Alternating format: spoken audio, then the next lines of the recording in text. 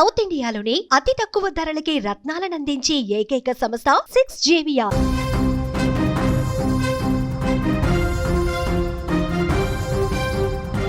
500 రూపాయలు ఒక తండ్రి ప్రాణాన్ని తీశాయి. నిన్నటి వరకు ఇంట్లో కుటుంబ సభ్యులతో కలిసి ఉన్న వ్యక్తి ఒక్కసారిగా విగతజీవిగా మారాడు.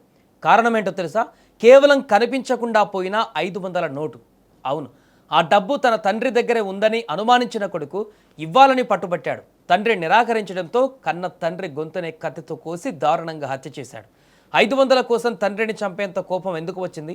అసలు ఏం జరిగింది?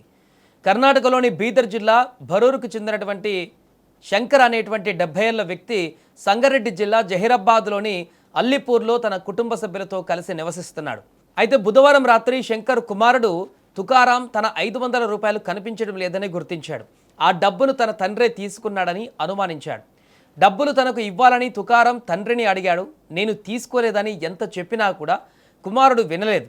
దీంతో ఇద్దరి మధ్య వాగ్వాదం జరిగింది. ఇక మాట పెరగడంతో తుకారాం క్షణికావేశానికి లోనై కత్తితో తండ్రి పైన దాడి చేశాడు.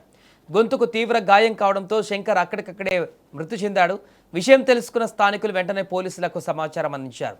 పోలీసులు ఘటనా స్థలానికి చేరుకుని మృతదేహాన్ని స్వాధీనం చేసుకుని పోస్టుమార్టం కోసం ఆసుపత్రికి తరలించారు.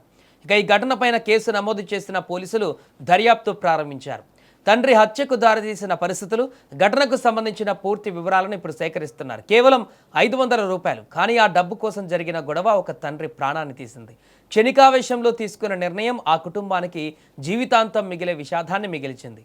కోపం, ఆవేశం అదుపు తప్పితే దాని పరిణామాలు ఎంత ఘోరంగా ఉంటాయో ఈ ఘటన మరొకసారి గుర్తు చేస్తోంది.